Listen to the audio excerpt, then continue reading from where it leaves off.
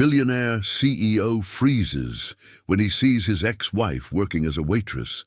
In that moment, time stopped in the most exclusive restaurant in Manhattan, as two people who had once promised to love each. What happened next would unravel a story of pride, heartbreak, and the devastating cost of choosing success over love, proving that sometimes the highest price we pay for our ambitions is measured not in dollars, but in the lives we destroy while chasing our dreams. If you're ready to witness one of the most emotionally powerful encounters you'll ever see, where wealth and poverty collide with lost love and second chances, hit that like button right now, subscribe to our channel, and ring that notification bell. Because this story will take you on an emotional roller coaster that explores what really matters when everything you thought you wanted costs you everything you actually needed. Trust me, what unfolds between these former soulmates will break your heart and then show you how love can heal even the deepest wounds. Let's dive into this unforgettable story of love, loss, and the courage to try again. The November rain drummed against the windows of Aurelius, Manhattan's most exclusive fine dining establishment, where reservations required 3 months' notice, and the average dinner cost more than most people's monthly salary. Located on the 52nd floor of the Meridian Tower, the restaurant commanded breathtaking views of Central Park and served as the preferred meeting place for New York's business elite, where billion-dollar deals were negotiated over Wagyu beef and $500 bottles of wine. At the corner table that offered the best view of the city's glittering lights sat 3 men whose combined net worth could have funded a small nation's annual budget. At the head of the table was Marcus Wellington, 42 years old, and the founder and CEO of Wellington Global Enterprises, a technology and investment conglomerate that had grown from a single patent to a $15 billion empire in just 15 years. Marcus cut an imposing figure in his tailored Armani suit, his salt and pepper hair perfectly styled, his Patek Philippe watch catching the soft candlelight as he gestured during conversation. Everything about him radiated success, power, and the kind of confidence that came from never having lost a business deal that mattered to him. The Singapore acquisition should close by Friday, Marcus was saying to his dinner companions. James Chen, his chief financial officer, and David Rodriguez, the head of Wellington Global's Asian operations.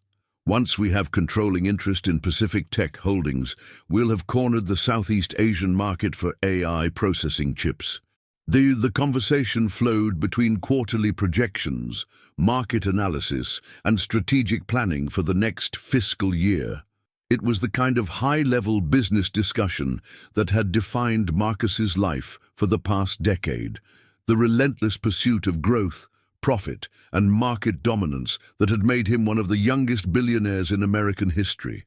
But it was also the kind of conversation that had cost him everything that money couldn't buy.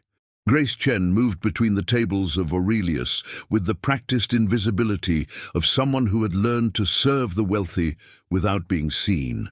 At 38 years old, she possessed the kind of natural elegance that no amount of money could purchase. High cheekbones, expressive dark eyes, and a grace of movement that suggested ballet training from her youth. Her server's uniform was impeccable, her demeanor professionally warm but carefully distant. Nothing about her appearance suggested that she had once been the wife of one of New York's most powerful men, that she had graduated summa cum laude from Columbia with degrees in art history and museum studies, or that she had once moved through Manhattan's social circles as easily as she now moved through its dining rooms.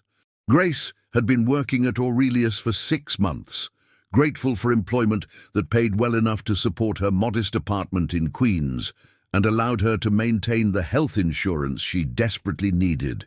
The irony that she now served the same class of people she had once belonged to was not lost on her, but survival had taught her that pride was a luxury she could no longer afford.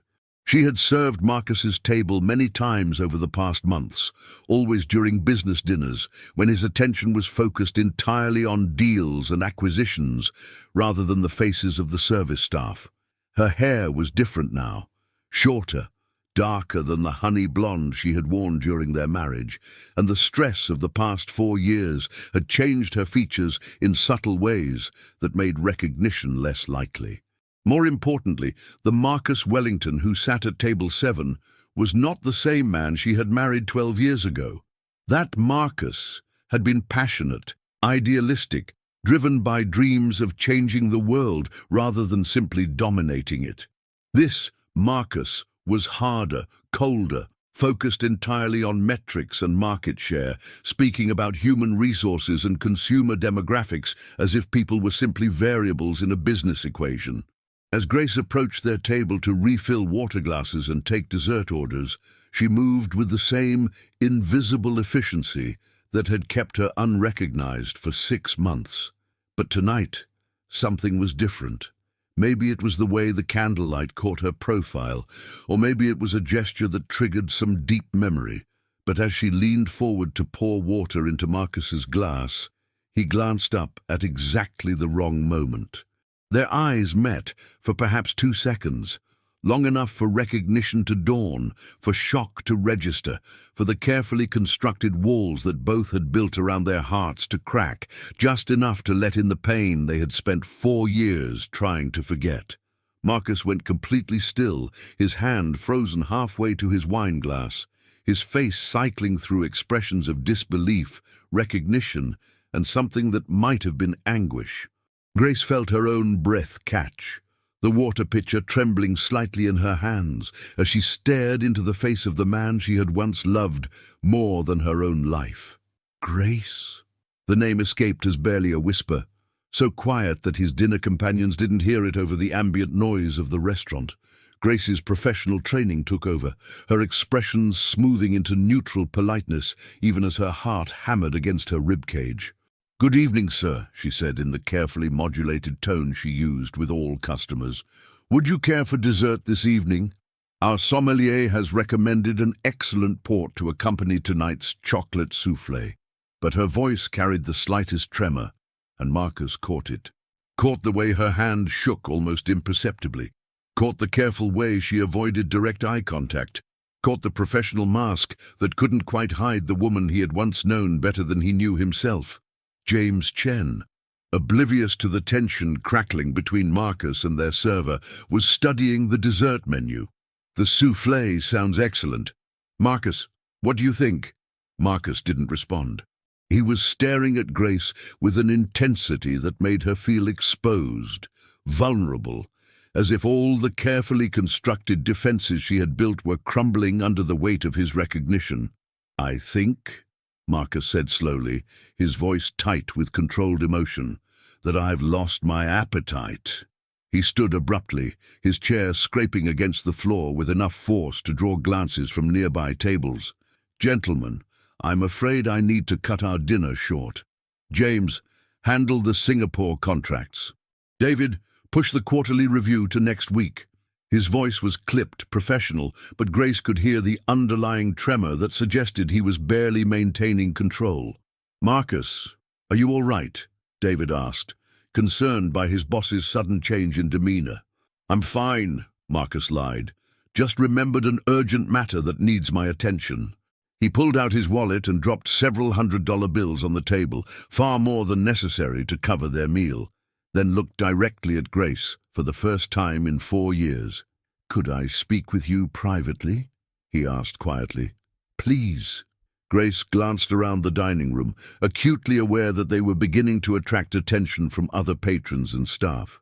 The last thing she needed was to create a scene that might cost her the job she desperately needed.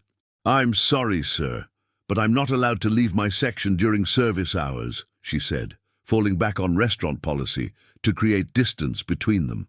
"After your shift, then," Marcus said, his voice carrying both request and command. "Please, Grace, we need to talk." The use of her name, spoken with the same intimate familiarity he had once used to wake her each morning, nearly broke her composure. She nodded almost imperceptibly, then watched as Marcus strode toward the elevator, leaving his confused business associates to settle the bill and wonder what had caused their unflappable CEO to flee from a restaurant as if the building were on fire. As Grace finished her shift, moving through the remaining tables with professional efficiency while her mind reeled with the implications of Marcus's recognition, she found herself remembering the last time they had been in the same room together. A lawyer's office in Midtown, signing divorce papers that had dissolved 12 years of marriage in the time it took to write their names. The Grace Wellington who had signed those papers had been a different person, wealthier, more confident, surrounded by the trappings of success and the false security that money could provide. She had walked away from the marriage with a substantial settlement, investments that should have lasted a lifetime, and the bitter knowledge that the man she loved had chosen his business empire over their relationship. But 4 years could change everything. Medical emergencies, failed investments, the economic devastation that could befall anyone who wasn't protected by the kind of generational wealth that cushioned the truly rich. All of it had led to this moment, serving dinner to the man who had once promised to love her forever. At 11:30 p.m., as Grace finished cleaning her last table and counting her tips, she found Marcus waiting in the restaurant's lobby. He had changed from his business suit into jeans and a casual jacket, but even in informal clothes, he carried himself with the unmistakable bearing of someone accustomed to being the most important person in any room.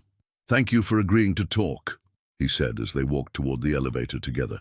"I haven't agreed to anything yet," Grace replied, though her voice lacked conviction. Despite everything that had happened between them, despite the pain and betrayal and bitter words that had ended their marriage, she found herself responding to the vulnerability she could see beneath his composed exterior. They rode the elevator down in silence, the weight of 4 years of separation and hurt feelings filling the small space between them. When they reached the lobby, Marcus gestured toward the street. "There's a coffee shop around the corner," he said. "Somewhere quiet where we can talk." "It's nearly midnight, Marcus. What coffee shop is going to be open?" "One that I own," he said simply, and Grace was reminded again of the vast resources at his disposal, the ability to reshape the world around his needs and schedule. 20 minutes later, they sat across from each other in a small cafe that had been opened specifically for their conversation. The staff paid overtime to provide service and privacy for a discussion that both knew was long overdue. Grace wrapped her hands around her coffee cup, using the warmth to steady nerves that had been frayed since the moment their eyes met across the dining room. "How long have you been working at Aurelius?" Marcus asked, his voice carefully neutral. 6 months, Grace replied. "Since April. And before that." Grace was quiet for a moment, weighing how much truth she was willing to share with the man who had once known all her secrets. "Various jobs," she said finally. "Retail, office temp work, whatever I could find that offered decent pay and health benefits." Marcus's expression tightened as he processed the implications of her answer. The woman who had once managed multi-million-dollar charitable foundations, who had served on museum boards and cultural committees, was now working retail jobs and serving tables to make ends meet. "Grace," he said quietly, "what happened? The settlement you received in the divorce, the investments, your trust fund, you should have been financially secure for life." Grace's laugh was bitter. "Should have been, yes. But life has a way of destroying even the best-laid financial plans." She looked out the window at the empty street, gathering courage to tell him the truth that would explain everything. 2 years after our divorce, I was diagnosed with lupus," she said simply. "Systemic lupus erythematosus, to be precise. Aggressive, treatment-resistant, requiring experimental therapies that insurance companies love to classify as not medically necessary." Marcus felt the bottom drop out of his world. "Lupus? Grace, why didn't you tell me?" "Tell you what? That your ex-wife was sick, That the woman you divorced because she couldn't understand your business priorities was facing a life-threatening illness. Grace's voice was steady, but edged with pain. We weren't exactly on speaking terms, Marcus. But the medical costs destroyed everything, Grace said matter-of-factly. Experimental treatments, specialist consultations, medications that cost more per month than most people's mortgages. The settlement lasted 18 months. The trust fund lasted another year. After that, I had to choose between bankruptcy and rationing my medications. Marcus stared at her, horror and guilt warring in his expression as he realized what she was telling him. You've been managing a chronic illness while working service jobs to pay for your treatment, he said slowly. I've been surviving, Grace corrected. Managing is too strong a word for what I've been doing. The silence stretched between them, heavy with the weight of roads not taken, words not spoken, love that had been sacrificed on the altar of pride and ambition. Grace, Marcus said finally, his voice breaking slightly, I had no idea. If I had known— What? Grace interrupted. What would you have done differently? Would you have stayed married to me out of pity? Would you have put your business expansion on hold to take care of your sick wife? Would you have chosen me over the Singapore deal, the London acquisition, the IPO that made you a billionaire? Her questions hit him like physical blows because they forced him to confront the man he had become, the choices he had made, the priorities that had seemed so important 4 years ago and now felt hollow in the face of what they had cost him. I don't know, he admitted. I'd like to think I would have done the right thing, but honestly, I don't know what kind of man I was 4 years ago. I don't know if I would have been strong enough to choose love over ambition. Grace studied his face, seeing something in his expression that she hadn't expected.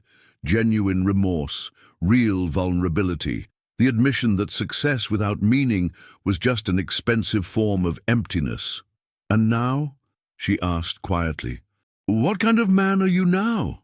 Marcus was quiet for a long time, considering the question and what his answer might mean for both of them. I'm a man who spent 4 years building an empire and only tonight realized I was building it on the grave of everything that actually mattered, he said finally. I'm a man who has $15 billion and no one to share it with, who can buy anything except the thing he wants most, which is a second chance, Marcus said simply. The opportunity to prove that I'm capable of being the man I should have been the first time. Grace felt tears prick at her eyes, but she blinked them away, not ready to let hope back into her heart after 4 years of learning to live without it. Marcus, she said gently, some things can't be fixed with money. Some mistakes can't be undone with good intentions and second chances. I know, he said, but maybe some wounds can heal if they're given enough time and care. Maybe some love is strong enough to survive even the worst mistakes. He reached across the table, not quite touching her hand, but close enough that she could feel the warmth of his presence. I'm not asking you to forgive me tonight, he said. I'm not asking you to forget 4 years of pain or pretend that I didn't choose my business over our marriage. I'm just asking you to let me try to earn the right to be part of your life again. Grace looked at this man who had once been her everything, who had broken her heart so completely that she had thought it could never be repaired, who was now offering her something she had never expected to receive, the acknowledgement that he had been wrong, the admission that his success had been meaningless without her to share it. What exactly are you asking for? She said finally. Time, Marcus replied. The chance to show you that I've learned something from the worst mistake of my life, the opportunity to prove that the boy you fell in love with is still somewhere inside the man I became. Outside the coffee shop window, the first light of dawn was beginning to creep across the Manhattan skyline, illuminating a city that had witnessed their love story begin, their marriage flourish, their relationship crumble, and now, perhaps, their second chance begin. Grace Wellington, who was no longer Grace Wellington, who had learned to survive on her own strength, who had discovered that she was stronger than she had ever imagined, looked at the billionaire CEO who had once been her husband and felt something she hadn't experienced in 4 years. Hope. Dangerous, fragile, terrifying hope that maybe love was stronger than pride, that maybe some mistakes could be redeemed, and that maybe the most important deals weren't made in boardrooms but across coffee shop tables at dawn between two people brave enough to believe in second chances. If this incredible moment of recognition and vulnerability has moved you like it moved me, if you're invested in whether Grace and Marcus can find their way back to each other after so much pain and time apart, then please show your support by hitting that like button and subscribing to our channel.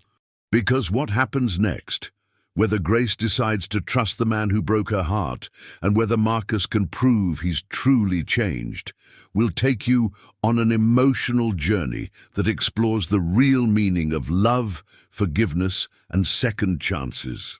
Trust me, you won't want to miss where this story goes next. Nice.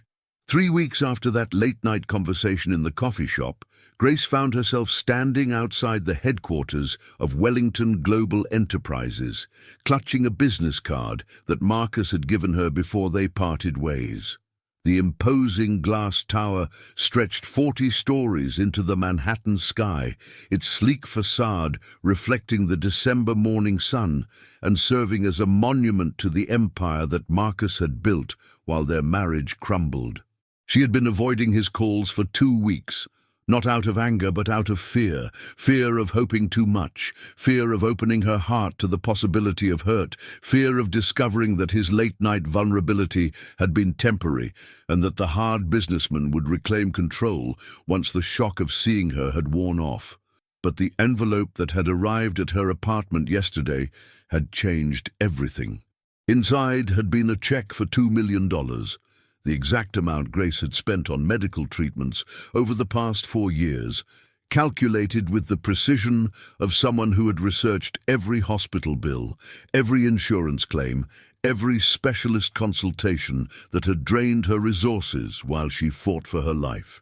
The accompanying note had been brief. This isn't charity, and it isn't guilt money. It's what I should have provided 4 years ago when my wife was sick and needed her husband's support. Please, let me try to do better. M. Now Grace stood in the lobby of Wellington Global Enterprises, surrounded by marble floors and abstract art, worth more than most people's houses, watching Marcus's employees rush between meetings and conference calls with the same driven intensity she remembered from their marriage. Ms. Chen.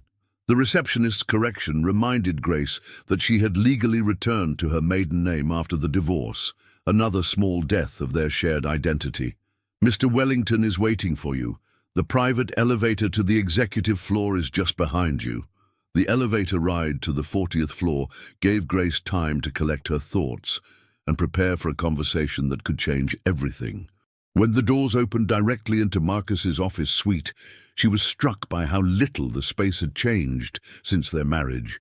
The same panoramic views of Manhattan, the same modern furniture, the same wall of awards and magazine covers documenting his business achievements. But there were differences too. The photos of them together that had once decorated his desk were gone, replaced by nothing at all. The warm touches that Grace had added during their marriage, fresh flowers, comfortable seating areas, art that reflected beauty rather than just expense, had been stripped away, leaving a space that felt more like a museum than an office where someone actually lived and worked. Marcus stood with his back to the elevator, looking out at the city spread below him. When he turned to face her, Grace was struck by how tired he looked, how the past 3 weeks had aged him in ways that the previous 4 years hadn't. "Thank you for coming," he said simply. "I wasn't sure you would." "I wasn't sure either," Grace admitted, still standing near the elevator, as if maintaining an escape route. "The check, Marcus, it's too much. I can't accept it." "It's not enough," Marcus replied firmly. "It's not nearly enough to make up for 4 years of you fighting for your life alone while I built a company that doesn't mean anything without you here to share it with." He gestured toward the seating area near the windows, and Grace found herself moving toward the familiar leather chairs where they had once planned their future together, back when the future had seemed limitless and their love had felt strong enough to overcome any obstacle. "I've been thinking about our conversation," Marcus said, as they sat facing each other across the coffee table that had once held wedding magazines and vacation brochures. "About the man I was 4 years ago, about the choices I made, about what I valued and why I valued it." He paused, choosing his words carefully. "I think I convinced myself that I was working so hard for us, for our future, for the life I wanted to build with you. But the truth is, I was working so hard because I was afraid." "Afraid of what?" "Afraid of not being enough," Marcus said quietly. "Afraid that if I wasn't successful enough, important enough, wealthy enough, you would realize you had married beneath you. Your family had money, culture, education that went back generations. I was the scholarship kid who got lucky with a tech patent." Grace stared at him, seeing their entire relationship through a lens she had never considered. "You thought I married you for money?" she asked incredulously. "No, I knew you didn't care about money. That's what scared me. I thought you married me for potential, for the man you thought I could become. And I was terrified of disappointing you, of proving that I wasn't worth the investment of your love." Marcus stood and moved to the window, his reflection ghost-like in the glass. "So I worked 18-hour days and took every deal and chased every acquisition because I thought if I could just become successful enough, impressive enough, I would finally deserve the woman who had chosen me. And in the process, you lost the woman who had already chosen you exactly as you were," Grace said softly. "Yes, by the time I realized what I was doing, it was too late. You were gone, and I had become this—" He gestured around the opulent office. "I had become successful, but I had also become someone I didn't recognize, someone who thought net worth was more important than actual worth." Grace was quiet for a long moment, processing this explanation of their marriage's collapse from a perspective she had never imagined. "Marcus," she said finally, "I didn't marry your potential. I married the man who used to stay up all night reading to me when I had insomnia, who remembered every story I told him about my childhood, who cried during romantic movies and then pretended it was allergies." She joined him at the window, standing close enough to see their reflections side by side. "I didn't need you to become a billionaire to prove you were worthy of love. I needed you to stay the man who thought I was worth coming home to." "And now?" Marcus asked, his voice barely above a whisper. "Is it too late for that man to come home?"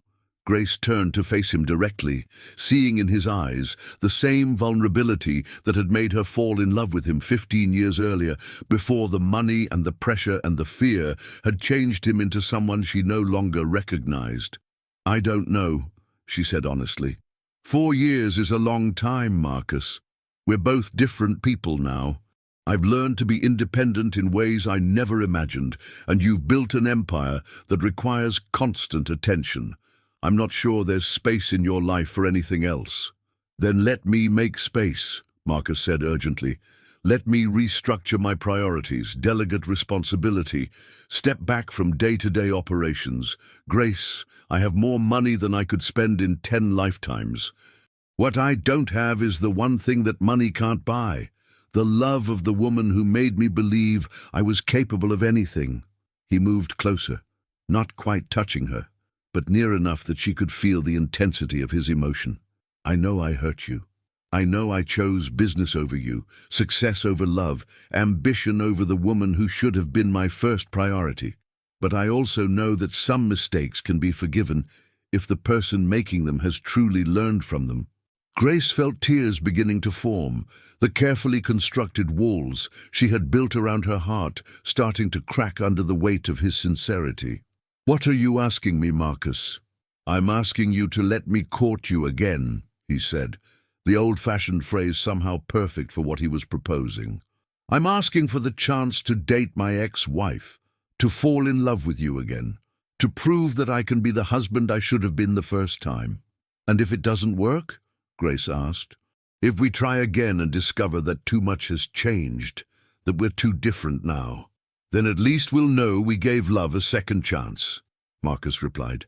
At least I'll know I tried to fix the worst mistake I ever made. Grace looked out at the Manhattan skyline, at the city where they had met, fallen in love, married and divorced, where she had been wealthy and then poor, healthy and then sick, hopeful and then heartbroken, where she had learned that love without commitment was meaningless, but also that commitment without love was hollow. I have conditions, she said finally. Anything. First, I keep my job at Aurelius. I've learned the value of financial independence, and I won't give that up again, even for you. Agreed. Second, we take this slowly. No grand gestures, no expensive gifts, no attempts to solve everything with your checkbook. If we're going to rebuild trust, it has to be earned day by day, conversation by conversation. Understood. Third, you have to prove that you've really changed, that you can put our relationship ahead of your business when it matters. I won't compete with Wellington Global Enterprises for your attention again. Marcus nodded, understanding the weight of what she was asking. And finally, Grace said, her voice growing softer, you have to accept that I'm different now. The illness changed me. The financial struggles changed me. Living without you changed me. I'm stronger than I was during our marriage, but I'm also more cautious. I won't risk my heart as easily as I did when I was 26. I wouldn't expect you to, Marcus said gently.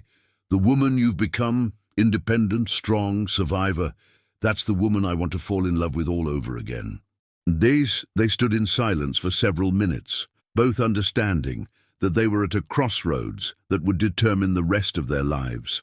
Outside the window, the city bustled with its usual energy, millions of people pursuing their own dreams of love and success and redemption.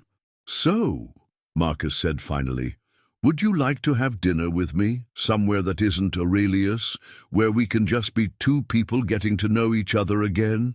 Grace smiled for the first time since entering his office, the expression transforming her face and reminding Marcus of the woman he had fallen in love with so many years ago. I'd like that, she said, but I choose the restaurant. Somewhere small, somewhere quiet, somewhere that doesn't require a reservation 3 months in advance. Deal, Marcus said, extending his hand for her to shake. It's a deal, Ms. Chen.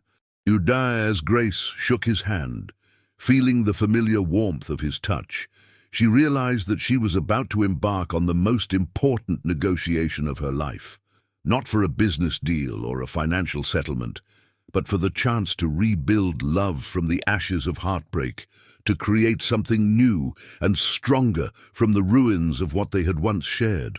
The billionaire CEO who had frozen when he saw his ex-wife working as a waitress was about to discover whether love was worth more than all the money in the world, and the woman who had learned to survive on her own strength was about to find out if she was brave enough to risk her heart one more time on the man who had once broken it beyond repair. 6 months later, Grace stood in the kitchen of the small Italian restaurant in Brooklyn, where she and Marcus had been having dinner every Friday night since their first tentative date. Tony's was everything that Aurelius was not: modest, unpretentious, family-owned, and filled with the kind of authentic warmth that money couldn't manufacture.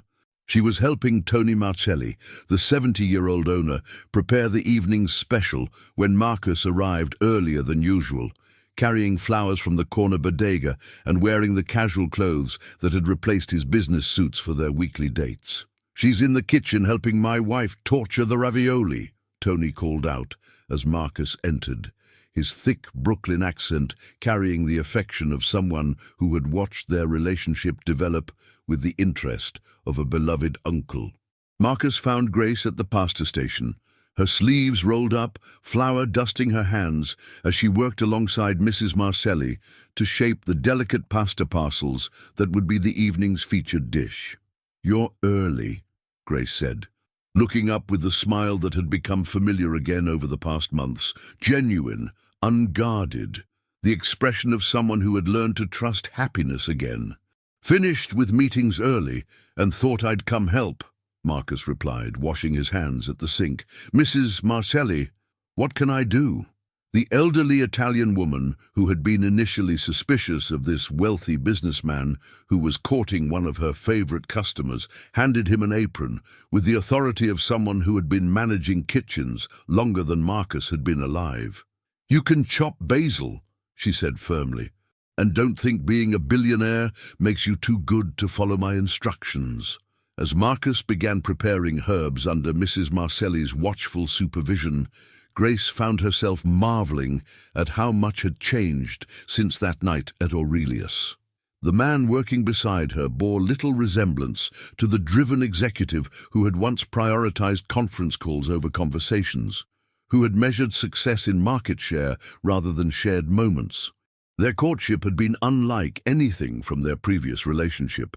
Instead of expensive restaurants and exotic vacations, they had walked through Central Park, visited museums, attended small concerts in neighborhood venues. Instead of discussing business deals and financial projections, they had talked about books, art, their dreams for the future, the lessons they had learned from their years apart.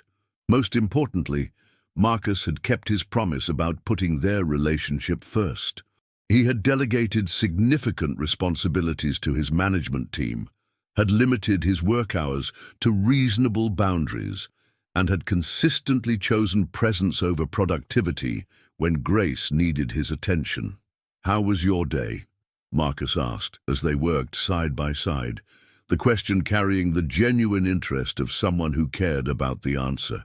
"Busy," Grace replied, not mentioning that she had spent the afternoon at the hospital for her quarterly lupus monitoring appointment. The disease was well controlled now, her symptoms managed through a combination of medications that she could finally afford and stress reduction techniques that their renewed relationship had made possible. Marcus noticed her slight hesitation, the way she didn't quite meet his eyes. After 6 months of relearning to read her expressions, he had become attuned to the subtle signs that indicated she was holding something back. "Grace," he said gently, setting down his knife. "What aren't you telling me?" Mrs. Marcelli, recognizing the shift in their conversation, tactfully retreated to the front of the restaurant, leaving them alone in the kitchen. Grace was quiet for a moment, still shaping ravioli as she gathered courage for what she needed to say. "I saw Dr. Peterson today," she said finally, referring to the rheumatologist who had been treating her lupus, "for my quarterly checkup." Marcus felt his stomach clench with familiar anxiety. Despite their renewed relationship, despite the medical care he had been able to provide, Grace's health remained a source of constant concern for both of them. "And?" he prompted gently. "And the inflammation markers are down to normal levels," Grace said, finally looking up with tears in her eyes. "For the first time in 4 years, my blood work shows no active disease. Dr. Peterson says I'm in complete remission." The relief that flooded through Marcus was so intense that he had to grip the counter for support. For 6 months, he had been haunted by the knowledge that Grace had battled her illness alone, that she had rationed medications and postponed treatments because she couldn't afford the care she needed. "Grace," he said, his voice thick with emotion, "that's incredible. I'm so proud of you. So grateful that you fought so hard to get healthy." "I didn't fight alone this time," Grace said softly. "Having you back in my life, having hope again, having love again, it changed everything. Stress is one of the biggest triggers for lupus flares, and for the first time in years, I'm not constantly worried about survival. I can focus on living." Marcus moved around the kitchen island and pulled Grace into his arms, holding her with the careful tenderness of someone who understood how precious and fragile life could be. "I love you," he whispered into her hair. "I love your strength, your courage, your refusal to give up even when everything seemed hopeless. I love the woman you've become, and I love the woman you've always been." "I love you too," Grace replied, the words carrying the weight of forgiveness, healing, and the decision to trust love again despite the risk of hurt. They stood in the kitchen of a small Brooklyn restaurant, surrounded by the smell of garlic and basil, holding each other as if they could make up for 4 years of separation with the intensity of their embrace. "Grace," Marcus said after several minutes, pulling back to look at her face, "I have something I need to ask you." He reached into his pocket and pulled out a small velvet box, then immediately saw the flash of panic in Grace's eyes. "Before you say anything," he said quickly, "this isn't what you think. I'm not proposing. I remember what you said about taking things slowly, about earning your trust day by day. I'm not trying to rush you into anything." Grace relaxed slightly, but remained curious about the box in his hands. "Then what is it?" Marcus opened the box to reveal not an engagement ring, but a simple pendant on a delicate gold chain. A small compass rose with a diamond at its center. "It's a promise," he said. "A promise that no matter how successful I become, no matter how many deals I'm offered, or how much money is at stake, you will always be my true north. You will always be the direction I choose when I need to find my way home." Grace stared at the pendant, understanding the symbolism and the commitment it represented. "Marcus," she said softly, "it's beautiful. But I need you to understand something. I don't need jewelry or expensive gifts to know that you love me. I need consistency. I need reliability. I need the certainty that when I'm sick or scared or struggling, you'll be there beside me instead of in a conference room somewhere." "I know," Marcus said, fastening the chain around her neck with gentle hands. "That's what I'm promising. Not just love, but presence. Not just affection, but commitment. Not just words, but actions that prove those words are real." As the pendant settled against Grace's throat, she felt something shift inside her, the last of her defensive walls crumbling, the final traces of fear giving way to hope.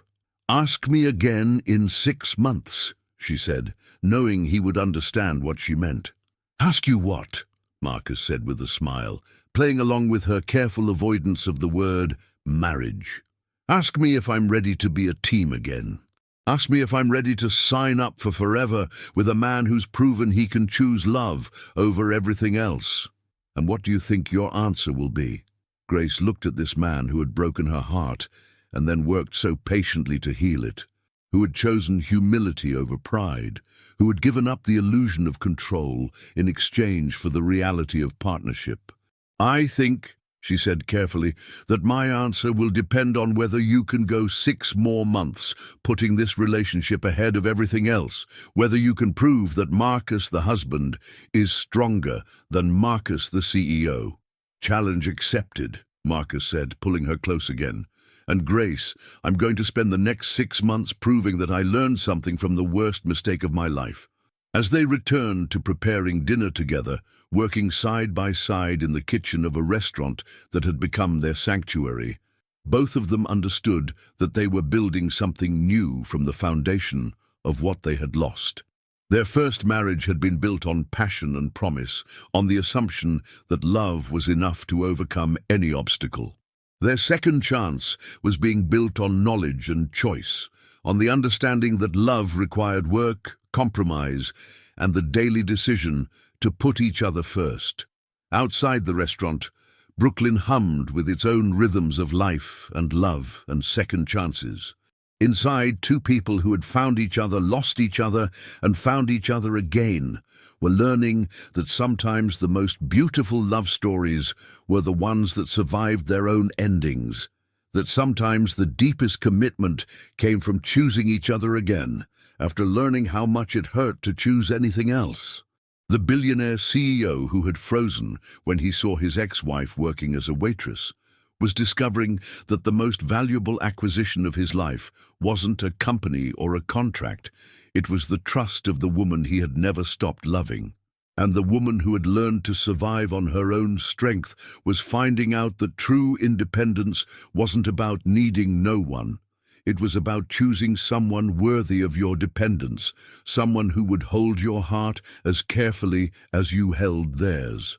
1 year later, On a crisp autumn evening in Central Park, Marcus stood beneath the same oak tree where he had proposed to Grace 15 years earlier, watching her approach along the familiar path that wound through the section of the park where they had spent countless hours during their courtship and early marriage. She looked radiant in the golden light of the setting sun, her health fully restored, her confidence rebuilt, her smile carrying the warmth of someone who had learned to trust happiness again. The simple blue dress she wore was one Marcus had seen dozens of times. Grace had maintained her commitment to financial independence and practical choices, refusing the expensive wardrobe he could have easily provided. But she was wearing the compass pendant he had given her a year earlier, and the sight of it resting against her throat filled him with hope for what this evening might bring. "You asked me to meet you here," Grace said as she reached him, her tone playfully suspicious. "Same time, same place where you proposed the first time. I hope you're not planning to repeat old patterns." "Actually," Marcus said, pulling a small velvet box from his pocket, "I was hoping to create some new ones." Grace's breath caught as she recognized the gesture, but this time there was no fear in her expression, no panic at the implications of what he was offering. "Marcus," she said softly, "are you sure? Are you sure you're ready to choose this over everything else, every time?" "I've been sure for months," Marcus replied, opening the box to reveal not the elaborate diamond solitaire she had worn during their first marriage, but a simple platinum band with 3 small stones, a diamond flanked by 2 sapphires. "The diamond represents our future," he explained, "and the sapphires represent our past, both the love we shared and the lessons we learned when we lost it.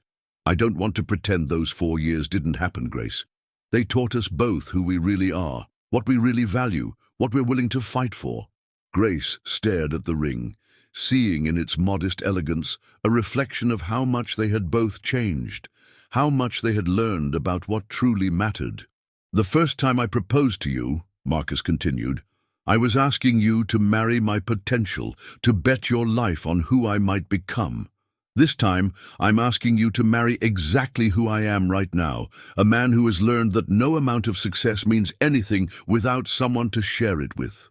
He dropped to one knee, just as he had 15 years earlier, but his words carried the weight of experience rather than just hope. "Grace Chen, you have been my wife, my ex-wife, my second chance and my salvation. You have seen me at my worst and loved me at my best. You have survived your own struggles with courage that humbles me, and you have given me the gift of learning how to love you properly." Grace felt tears streaming down her face as she listened to words that carried the authenticity of lived experience rather than romantic idealism.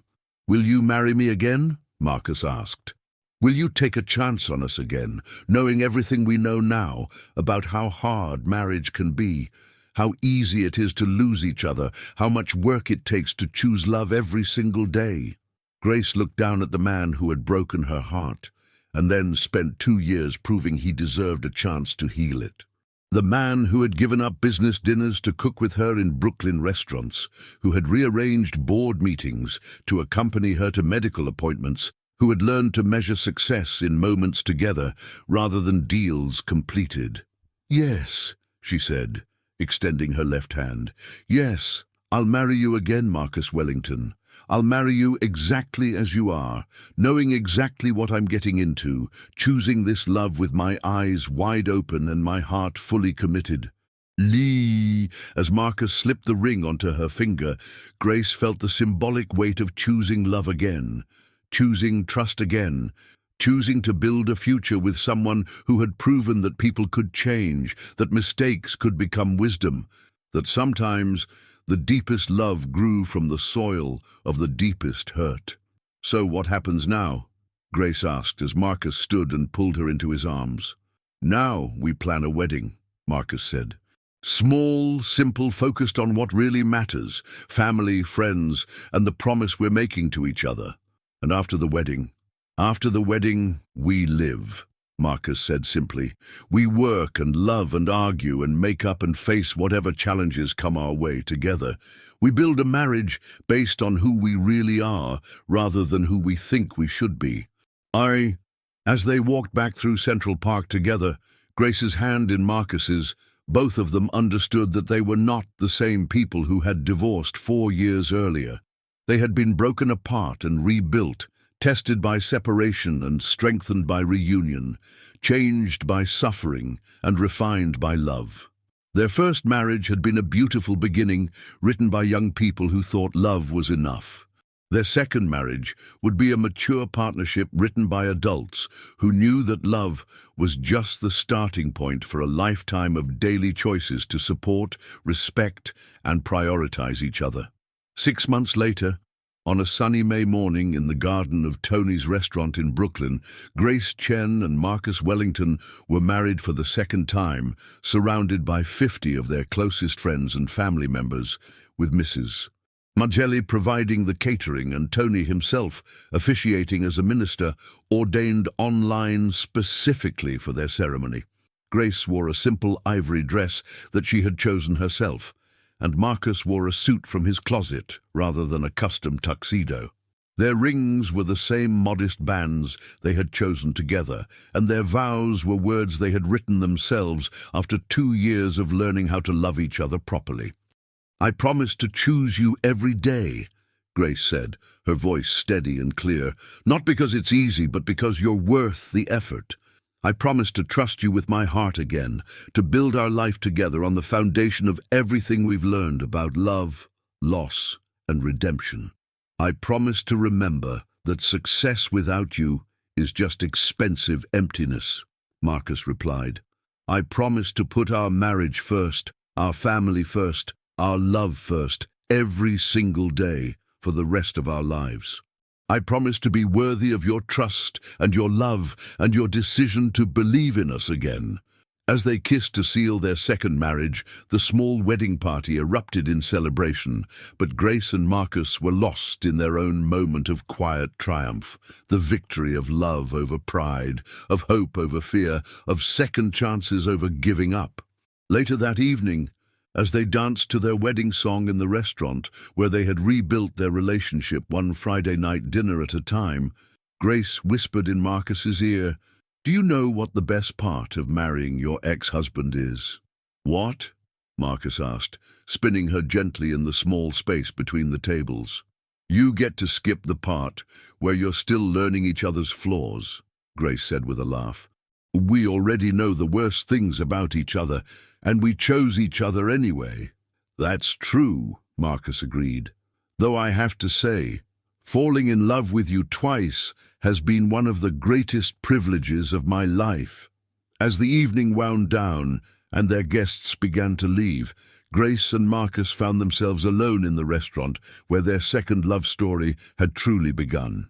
Tony and Mrs. Marcelli had insisted on cleaning up, leaving the newlyweds to sit at their favorite corner table and reflect on the improbable journey that had brought them back to each other. "Any regrets?" Marcus asked, taking Grace's hand across the table. "Just one," Grace said, and Marcus felt his heart skip with momentary fear. "What's that?" "I regret that it took us 4 years to find our way back to each other," Grace said softly. "I regret all the time we lost, all the nights we spent apart, all the love we could have been sharing if we had been brave enough to forgive each other sooner." Marcus brought her hand to his lips, kissing the wedding ring that symbolized their second chance. "Maybe we needed those 4 years," he said thoughtfully. "Maybe I needed to build my empire and discover it was hollow without you. Maybe you needed to prove to yourself that you could survive on your own before you could choose to be part of a team again." "Maybe," Grace agreed. "Maybe some love stories have to break before they can become unbreakable." As they sat in their favorite restaurant, wearing their wedding rings and planning their honeymoon and dreaming about their future together, both of them understood that they had achieved something rare and precious. Not just a second chance at love, but a mature, tested, proven love that had survived its own destruction and emerged stronger. The billionaire CEO who had frozen when he saw his ex-wife working as a waitress had learned that the most important deal he could ever make was not in a boardroom, but at a dinner table, not with investors, but with the woman who had taught him what really mattered. And the woman who had served him dinner while hiding her own heartbreak had discovered that sometimes the most beautiful love stories were the ones that began with an ending, that sometimes the deepest trust came from loving someone who had hurt you and proven they had learned from their mistakes. Their first marriage had been a fairy tale written by people who believed love conquered all. Their second marriage was a love story, written by people who knew that love conquered all only when it was combined with wisdom, commitment, and the daily choice to put each other first.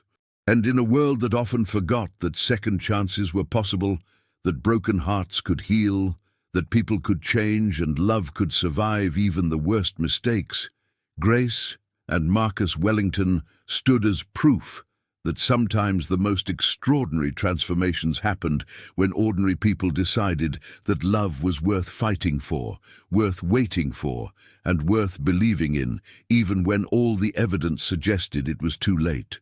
Their love had died and been resurrected, had ended and begun again, had been lost and found and chosen again with full knowledge of what they were risking and what they stood to gain. And that, they both knew, was the most beautiful kind of love story of all. 5 years after their second wedding, Grace Wellington stood on the terrace of their penthouse apartment, overlooking the Manhattan skyline that had witnessed every chapter of their complicated love story. The evening air was warm with the promise of summer, and the city below pulsed with its eternal energy of dreams and ambition and second chances. Behind her, she could hear Marcus on a conference call with the board of the Wellington Foundation, the charitable organization they had established together to provide medical support for families facing chronic illness. His voice carried the same passion and intensity it once had for corporate acquisitions, but now it was focused on ensuring that no one would have to choose between medical treatment and financial survival the way Grace had been forced to do. The new treatment center in Chicago is ahead of schedule, Marcus was saying to the board members, scattered across multiple time zones. We'll be able to serve an additional 200 families this year, with full coverage for experimental therapies that insurance companies refuse to support. Grace smiled as she listened to him advocate for patients with the same fierce determination he had once applied to hostile takeovers. The foundation had become Marcus's primary focus, with Wellington Global Enterprises now managed by a team of executives who handled day-to-day operations, while Marcus concentrated on transforming their personal experience with medical crisis into systemic solutions for others facing similar challenges. Grace? Marcus appeared beside her on the terrace, having ended his call. How was your appointment with Dr. Peterson today? Perfect, Grace replied, leaning into his embrace. 5 years of complete remission. She says my blood work looks better now than it did before I was diagnosed. And how do you feel about starting the adoption process? Marcus asked, his voice carrying the careful hope of someone who had learned not to take happiness for granted. They had been discussing adoption for the past year, their desire to become parents tempered by the practical considerations of Grace's health history and their shared commitment to making sure they could provide the stability and attention that a child would deserve. I feel ready, Grace said, turning in his arms to look at his face. I feel like we've proven to ourselves that we can handle whatever challenges come our way, that we can put family first, that we can create the kind of home where a child could feel safe and loved. Even if that child comes with their own complications, their own medical needs, their own history of loss. Grace's expression grew soft with understanding. They had decided to focus on children with chronic medical conditions, kids who were often overlooked by adoptive families because their care required more resources, more commitment, more willingness to love someone whose future was uncertain. Especially if that child comes with complications, Grace said firmly. We know what it's like to fight for your life, to struggle with medical systems, to need more support than most people can provide. If we can give a child the kind of care and advocacy that made the difference for me, then that's what we're supposed to do. As they stood together on their terrace, watching the sun set over the city that had shaped their entire relationship, both of them understood that their love story had evolved into something larger than just their personal happiness. Their journey through divorce, illness, financial struggle, and reconciliation had given them a perspective on life's fragility and preciousness that they felt called to share with others. "I have something to tell you," Marcus said, his tone suggesting news he was excited to share. "Good something or concerning something?" "Good something, I think. The producers from 60 Minutes want to do a feature story on the foundation, on our personal story, on how we've turned our own medical crisis into systematic support for other families." Grace considered this, weighing her natural desire for privacy against the potential impact of sharing their story publicly. "What would the focus be?" she asked. "The intersection of wealth and illness, the way that even people with resources can struggle with medical systems, and how personal experience can drive social change," Marcus explained. "They want to show how our relationship survived medical crisis, how we rebuilt our marriage after divorce, how we're using our second chance to help other people get their own second chances." "And you want to do it?" "I want to do whatever will help the most people," Marcus said honestly. "If telling our story encourages other couples to fight for their relationships, if it helps families facing medical crises feel less alone, if it brings attention to the gaps in our healthcare system that need to be addressed, then yes, I want to do it." Grace was quiet for several minutes, thinking about the woman she had been 5 years earlier, serving tables to pay for medications, hiding her illness from employers, rationing treatments because she couldn't afford comprehensive care. That woman would have been mortified by the idea of having her struggles broadcast to millions of viewers, but the woman she was now, healthy, financially secure, happily married, and committed to helping others, understood that privacy was a luxury that could be sacrificed if it served a larger purpose. "Okay," she said finally, "let's tell our story. Let's show people that love can survive anything if both people are willing to fight for it, that medical crises don't have to destroy families, that there's always hope for healing if you're willing to do the work." "Are you sure?" Marcus asked. "Once we do this, our private story becomes public property. People will have opinions about our choices, our relationship, our decision to divorce and remarry." "Let them have opinions," Grace said with confidence, born from years of survival and growth. "We know what we've been through, what we've overcome, what we've built together. We know that our love is real, that our commitment is solid, that our foundation is strong enough to withstand whatever criticism might come our way." 3 months later, the 60 Minutes feature aired on a Sunday evening, reaching an audience of over 15 million viewers with the story of Grace and Marcus Wellington, the billionaire CEO who had lost his wife to his own ambition, and the woman who had nearly died fighting for her life alone, and how they had found their way back to each other through love, forgiveness, and the shared commitment to helping others facing similar struggles. The response was overwhelming. The Wellington Foundation received thousands of calls from families dealing with chronic illness, medical bankruptcy, and relationship strain caused by health crises. Medical professionals reached out to offer their services. Donors contributed millions of dollars to expand their programs, and other wealthy individuals began establishing similar foundations in their own communities. But perhaps the most meaningful response came in the form of personal letters from couples who had been inspired to fight for their own relationships, to seek reconciliation after separation, to choose love over pride and hope over fear. One letter, from a woman in Ohio whose marriage had been strained by her husband's battle with cancer, particularly moved Grace. "Watching your story made me realize that my husband and I have been fighting the disease instead of fighting for each other. We've been so focused on the medical crisis that we forgot we were supposed to be partners, not opponents. After seeing how you and Marcus chose to rebuild your relationship after everything you'd been through, we decided to try couples counseling. We're learning how to be a team again, how to support each other through the fear and uncertainty. Thank you for showing us that love doesn't end when life gets hard. It just requires different skills, more patience, and the willingness to keep choosing each other every day. As Grace read letters like this one in their apartment, overlooking the city that had witnessed every chapter of their love story, she understood that their personal journey had become something larger than themselves, a testament to the possibility of redemption, the power of second chances, and the truth that love could survive anything if both people were committed to making it work. "No regrets?"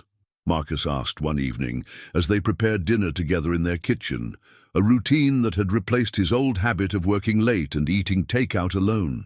"No regrets," Grace confirmed, chopping vegetables while Marcus handled the pasta, their movements synchronized by years of shared meals and mutual support. "I regret the pain we caused each other, but I don't regret the journey that brought us here. I don't regret the lessons we learned, the strength we developed, the appreciation we gained for what we have. Even the lupus diagnosis? Even the financial struggles? Even the years we spent apart?" Grace considered the question seriously, thinking about the woman she had been before their marriage fell apart and the woman she had become after surviving crisis, divorce, illness, and recovery. "Even those things," she said finally. "They taught me that I was stronger than I knew, that love was more precious than I had understood, that security came from more than just money in the bank. They taught us both what really mattered, what was worth fighting for, what we were willing to sacrifice to keep." As they sat down to dinner at the small table overlooking Central Park, the same park where Marcus had proposed to her twice, Grace reflected on the improbable journey that had brought them to this moment of quiet contentment. Their first marriage had been built on passion and potential, on the assumption that love would be enough to overcome any obstacle. It had been beautiful, but fragile, strong enough for good times, but not resilient enough to survive real crisis. Their second marriage was built on knowledge and choice, on the understanding that love was just the beginning of a lifelong commitment to support, respect, and prioritize each other. It was tested and proven, strengthened by adversity, and deepened by the mutual understanding of how much it had cost them to lose each other and how grateful they were to have found each other again. "What do you think our love story will look like in another 10 years? Marcus asked as they finished their meal. "I think it will be quieter," Grace said thoughtfully. "Less dramatic, more stable. I think we'll be parents by then, probably dealing with teenage attitudes and college applications instead of medical crises and financial struggles." "And you're looking forward to that kind of boring, everyday love?" "I'm looking forward to that kind of deep, lasting, choose-you-everyday love," Grace corrected. "I'm looking forward to growing old with someone who has proven that he can choose love over everything else, someone who understands that the most important adventures happen at home, with the person who knows all your stories and still wants to hear new ones."